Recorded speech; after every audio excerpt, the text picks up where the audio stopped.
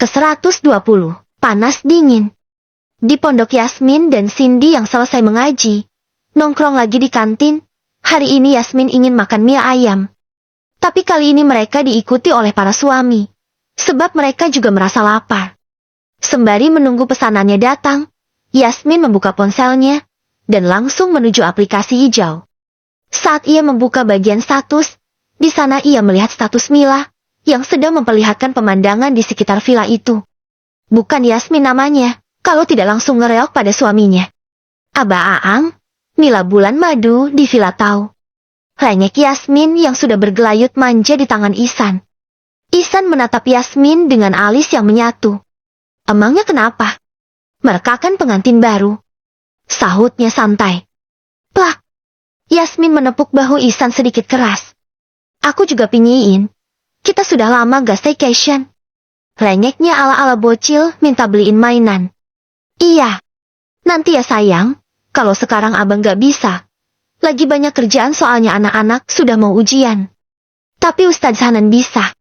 Mereka kan pengantin baru sayang. Jeti diperbolehkan, tapi kalau abang gak akan dibolehin sama abah. Soalnya abang sudah sering izin mendadak, gara-gara bawa kamu liburan. Jeti nanti aja ya. Tunggu anak-anak selesai ujian. Biar nanti kita bisa liburannya agak lamaan. Bujuk Ihsan sabar, sebab orang seperti Yasmin tidak bisa dikeras-kerasin, yang ada dia semakin keras dan patah. Ya udah, tapi abang janji ya. Nanti kita staycation lagi, yang agak lamaan. Ucapnya dengan wajah ditekuk. Insya Allah sayang. Sahut Ihsan, seraya mengelus kepala istrinya. Cindy yang juga mendengarnya, menatap wajah Azmi. Dari matanya Azmi juga sadar, jika Cindy mengisyaratkan bahwa ia juga ingin diajak liburan. Kamu juga pingin bulan madu sayang? Tanya Azmi sambil tersenyum menatap Cindy. Cindy menganggukkan kepala. Mau. Sahutnya malu-malu.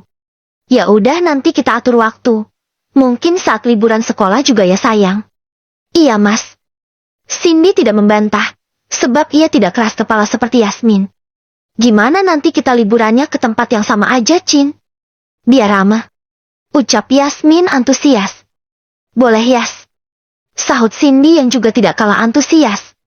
Ya udah kalian atur aja ya. Nanti kami para suami tinggal ngikut aja. Sahut Ihsan pasrah. Plak. Tiba-tiba ada tangan yang menepuk bahu Yasmin. Mas Agil apaan sih? Hampir aja aku keselek. Omelnya dengan tatapan sinis. Aku dengar kalian mau ngerencanain bulan madu ya? Boleh ikutan gak? Enggak. Kok gitu sih deh? Mas juga pingin kali ikutan seru-seruan sama kalian. Gak mau. Aku malas kalau ada Mas Agil. Kenapa juga sekarang Mas Agil ada di sini? Pasti ngikutin aku ya? Tuduh Yasmin, moodnya yang tadi sudah berantakan. Ditambah kemunculan Agil, membuatnya ingin mengamuk. Agil mencebik. Pede bener. Siapa juga yang ikutin kamu? Orang mas lagi pesan bakso buat Elvira. Sahut Agil ketus. Aku gak kepedean ya, tapi Mas Agil memang muncul terus. Di mana ada aku pasti ada Mas Agil. Bosan tau lihat muka situ mulu. Yasmin, kamu gak boleh bicara seperti itu sama aku. Aku ini omnya anak-anakmu loh. Gimana kalau anak kamu nanti pas lahir wajahnya mirip aku? Ish, amit-amit.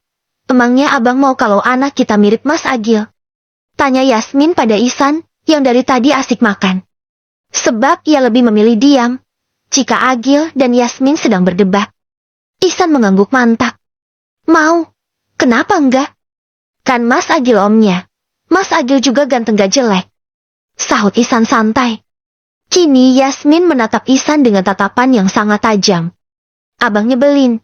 Aku gak mau anak kita mirip Mas Agil. Mukanya songong bikin emosi mulu. Bentaknya. Orang gantengnya kayak gini dibilang songong. Protes Agil lalu ia berjalan menuju kaca yang ada di sana. Dan langsung memandangi wajahnya di kaca. Ih, gantengnya Aae. Gumamnya, memuji diri sendiri dengan suara sedikit keras. Bang, kita pulang aja yuk. Aku jijik nengok kok DGJ kumat. Ucap Yasmin sembari menarik tangan Ihsan. Untungnya mereka sudah selesai makan. Yang lainnya hanya terkekeh. mendengar Agil dikatai ODGJ oleh Yasmin. Malam harinya, Mila dan Hanan naik ke balkon atas. Ia membawa beberapa perlengkapan, serta bahan makanan, karena mereka ingin berbakuean di sana. Tadi Mila juga membawa sosis, bakso, ayam dan daging slice dari rumah, sebab tempat ini cukup jauh dari keramaian. Dan alat-alat untuk masaknya di sini sudah tersedia. Ia tidak ingin melewatkan malam ini begitu saja. Malam yang begitu dingin, ditemani dengan angin yang berhembus cukup kencang, dan suara deburan ombak dari pantai, membuat suasananya menjadi semakin indah dan romantis. Mila mulai menggrill makanan-makanan itu. Kali ini ia dibantu oleh Hanan. Sebab Hanan juga suka masak-masakan seperti ini. Dulu waktu mondok ia juga sering memasak untuk dirinya sendiri. Setelah makanan itu ada yang matang, mereka pun mulai makan. Walaupun Hanan masih kaku dan tidak ada adegan suap-suapan, namun Mila sudah sangat bahagia. Sebab ini kali pertama, ia menikmati waktu berdua dengan suaminya, tanpa diganggu oleh para buku-buku itu lagi. Abang senang gak? Bisa menghabiskan waktu berdua dengan aku seperti ini? Tanya Mila sambil makan. Hanan mengangguk. Senang Mil. Makasih ya. Sama-sama bang. Kalau abang suka nanti kalau ada waktu, kita kesini lagi ya. Kayaknya kalau sama ayah dan ibu, Jeti makin seru deh. Iya juga Mil. Tapi apa ayah dan ibu mau staycation sama kita? Ya pasti maulah bang. Sahut Mila yakin, sebab mertuanya itu sudah berjanji akan meluangkan waktu untuk Hanan. Karena makan sambil mengobrol-ngobrol, tak terasa semua makanan mereka sudah habis. Dan tidak terasa jam sudah menunjukkan pukul 11 malam. Karena ini di pinggir pantai, dan cuaca semakin dingin, Mila mengajak Hanan untuk turun ke bawah, menuju kamar mereka. Karena posisi balkon villa ini berada tepat di atas kamar. Mila mencuci semua alat-alat masak yang tadi mereka pakai, dan mengembalikannya ke tempat asal. Setelah itu, ia baru membersihkan diri, dan menggunakan baju haram, yang telah dibawanya dari rumah. Sedangkan Hanan sudah pergi lebih dulu ke kamarnya. Mila menaiki tangga dengan perlahan. Ia deg-degan setengah mati, karena ini kali pertama ia mengenakan baju haram di depan Hanan. Apalagi baju haram itu sangat seksi dan transparan.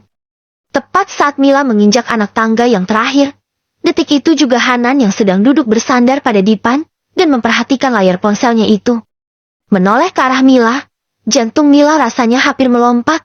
Entah kenapa ia semakin gugup, seperti mau di-unboxing.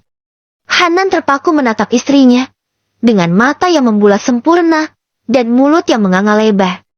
Ini kali pertama ia melihat anak gadis memakai baju haram di hadapan matanya. Karena Hanan terdiam, dan tidak berkomentar apa-apa, akhirnya Mila yakin untuk terus melangkah maju, mendekati pangeran tampannya itu. Mila duduk dengan perlahan di pangkuan Hanan. Tangannya yang gemetar itu pun bergerak perlahan, dan mendarat di pipi laki-laki itu. Kemudian mengelus lembut. Pipi yang sudah terasa panas dingin itu lalu. Cup!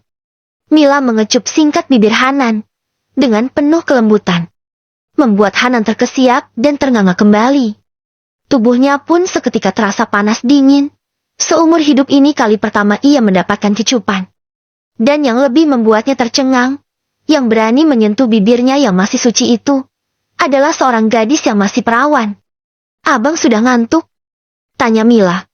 Mencairkan suasana, sebab ia melihat Hanan seperti sedang ketakutan. Hanan mengangguk pelan tanpa suara. Mila pun langsung beranjak dari pangkuan suaminya. Sebenarnya ia ingin melakukan hal yang lebih dari ini. Namun Mila tidak tega, karena melihat wajah Hanan yang terlihat pucat, seperti anak gadis yang ketakutan dengan malam pertama. Ayo bang, kita tidur sekarang. Lalu Mila merebahkan tubuhnya, dan disusul oleh Hanan. Mila pun langsung memeluk erat suaminya. Mereka tidur sedikit berdempetan, sebab kasurnya hanya berukuran 120 kali 200. Meskipun belum di-unboxing, namun Mila sangat senang, karena bisa menempel pada suaminya. Sebenarnya bukan gagal di-unboxing, tapi lebih tepatnya gagal meng-unboxing. Gue tertawa. Ke-121, Nida Mangga Curian. Tidak terasa hari yang tadinya gelap, perlahan-lahan mulai terang. Mila membuka matanya dengan perlahan.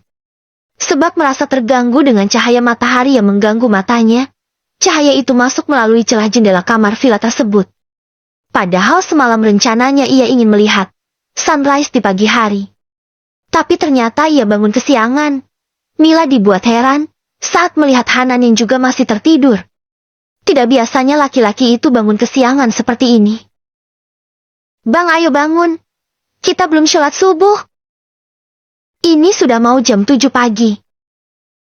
Ucap Mila, seraya menggoyangkan tubuh Hanan pelan. Dengan perlahan laki-laki itu mengerjap lalu membuka matanya. Mata itu terlihat begitu sayu, tidak bersinar seperti biasanya. "Bang, kok muka abang pucat?" tanya Mila saat menyadari wajah suaminya yang terlihat sangat pucat. Ia refleks meletakkan tangannya di dahi Hanan. "Astagfirullahaladzim, badan abang panas banget," pekiknya. "Gak apa-apa, Mil. Sekarang kita sholat subuh dulu yuk."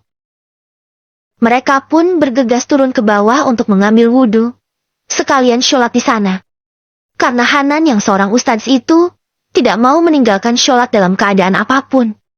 Selesai sholat, Mila langsung memesan makanan yang ada di kafe itu. Dan minta diantarkan ke kamar saja, sebab Hanan tidak bisa diajak keluar lagi. Suhu badannya sangat panas. Mila memintanya untuk tiduran saja di kamar, agar sakitnya tidak semakin parah. "Apa Bang Hanan sakit? Gara-gara masuk angin ya? Atau gara-gara aku cium tadi malam?" Batinnya kebingungan sendiri. Bisa jadi sih, Hanan langsung demam gara-gara disosor oleh Mila. Bagaimana kalau Mila bertindak lebih jauh ya? Baru disosor dikit aja udah langsung panas dingin. WKWK. Makanan yang dipesan Mila sudah datang. Ia langsung membawakan makanan itu ke atas. "Bang, ayo makan dulu. Aku lagi gak nafsu makan, Mil," sahut Hanan lemas. "Tapi Bang, abang harus makan. Dikit aja gak apa-apa kok. Yang penting makan ya.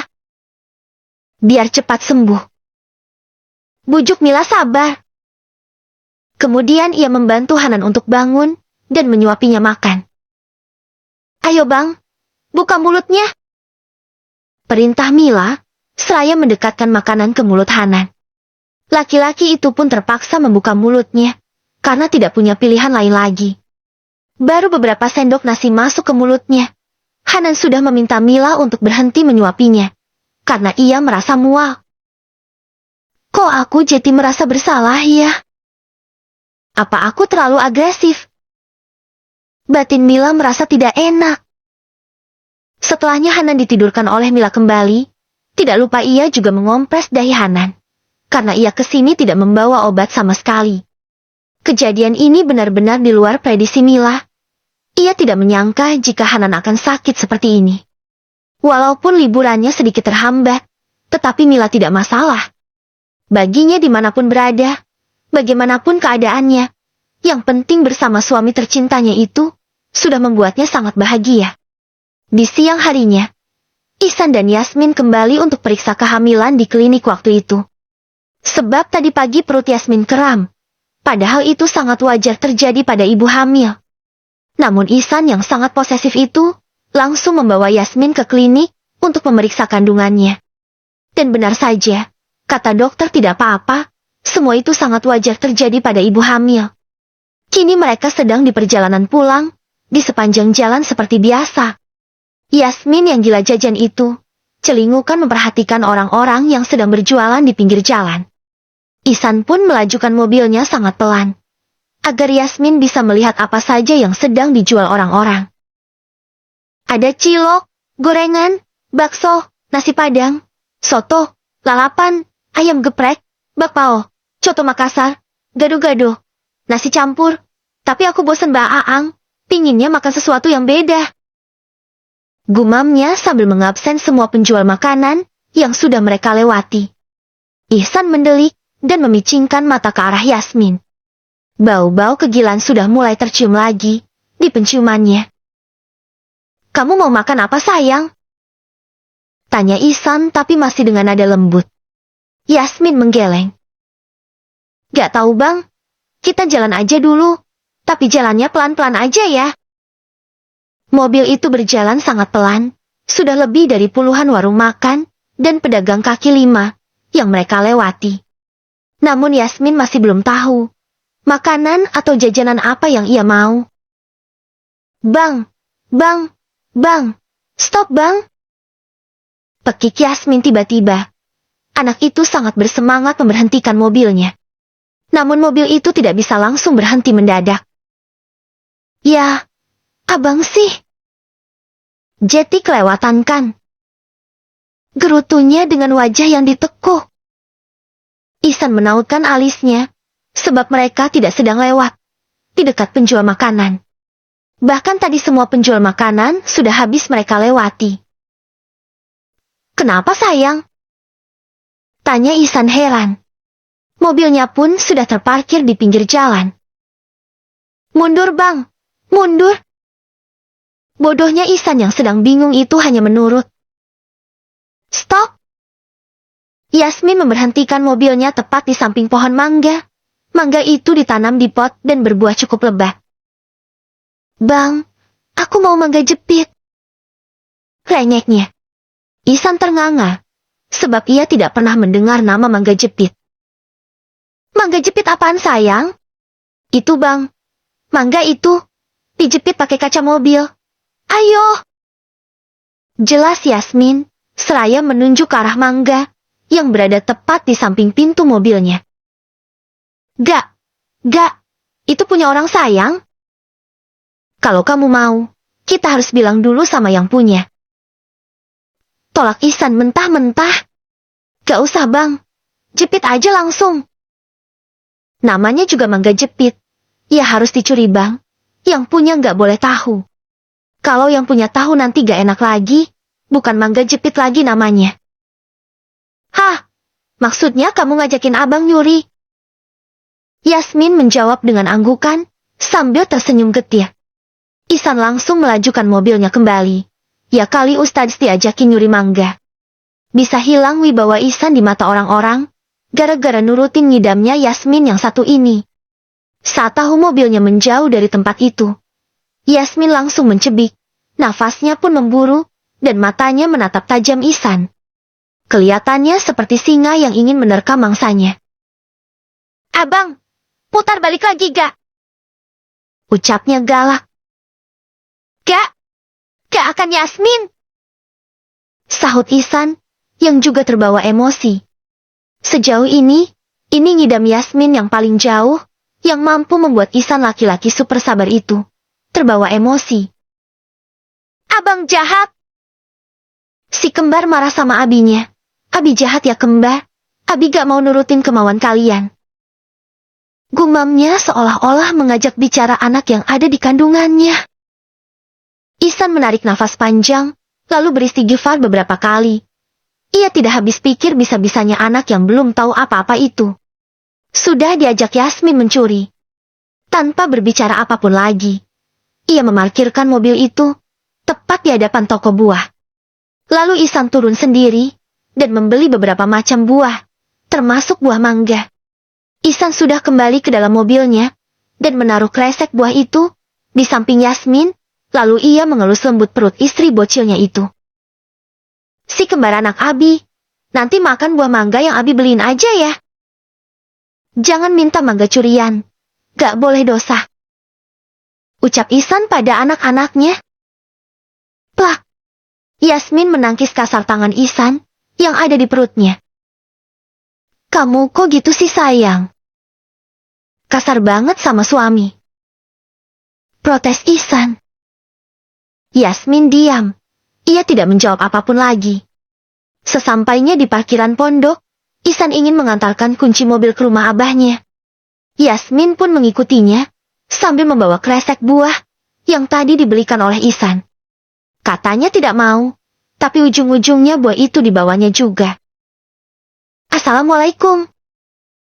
Teriak Ihsan dari depan pintu, sebab ia yakin jam segini orang-orang pasti ada di rumah, karena ini sudah jam 2 siang. Ceklek. Waalaikumsalam. Sahut Agil, sembari membukakan pintu. Ini mas kunci mobilnya, Aku mau langsung balik ya. Ucap Ihsan seraya memberikan kunci mobil itu. Bruk! Yasmin menabrak Agil yang sedang berdiri di depan pintu, membuat Agil hampir terjatuh. Ia pun berjalan cepat memasuki rumah itu. Lalu langsung naik ke lantai atas, sepertinya Yasmin pergi ke kamar lama mereka. San, katanya mau langsung pulang. Itu bocilmu kenapa lagi? Tanya Agil keheranan. Ihsan memijit keningnya sendiri. Aku pusing, Mas. Sahutnya, lalu ikut masuk ke dalam, dan langsung rebahan di sofa ruang tamu. Kalian berantem lagi? Tanya Umi Arfah yang juga sedang duduk di sana. Ihsan menggeleng, ia bingung bagaimana cara menjelaskannya. Ada apa sih, San? Jangan bikin khawatir. Desak Agil yang keponya minta ampun. Itu si Yasmin, ngidam mangga jepit. Kenapa gak diturutin aja si Isaan? Geram Agil. Ihsan langsung bangun dan menatap sinis Agil. Aku masih waras, Mas. Belum gila. Aku gak ada bilangin kamu gila. Iya tapi, mangga jepit yang dimaksud Yasmin. Mangga yang dijepit pakai kaca mobil. Dan yang punya gak boleh tahu. Bahasa kasarnya mangga curian. Jelas Ihsan. Hahaha. Agil malah tergelak, sambil guling-guling di sofa. Allahu Akbar Yasmin, bisa-bisanya ngidam begituan. Ucap Agil, masih sambil tertawa. Mas kok ketawa? Gak boleh senang di atas penderitaanku. Omelnya kesal. Maaf. Mi aku lelah, Mi. Aku bingung. Makin hari Yasmin, semakin menguji kesabaranku. Keluh Ihsan, sembari memeluk uminya. Sabar nak. Berusaha untuk tetap tabah dan tegar menghadapi segala cobaan hidup yang menghantam tanpa henti. Meski dada terasa sesak dan langkah terasa berat, kuatkan tekadmu untuk tidak menyerah pada rasa lelah, perasaan yang menyelimuti jiwa. Hidup ini tak pernah mudah. Namun dengan kesabaran kita mampu melintasi rintangan demi rintangan yang datang silih berganti. Harus tetap semangat ya anak Umi. Proses menjadi seorang ayah itu memang tidak mudah. Dan setiap kesabaran pasti akan berbuah manis. Ucap Umi Arfah, sembari mengelus punggung Ihsan.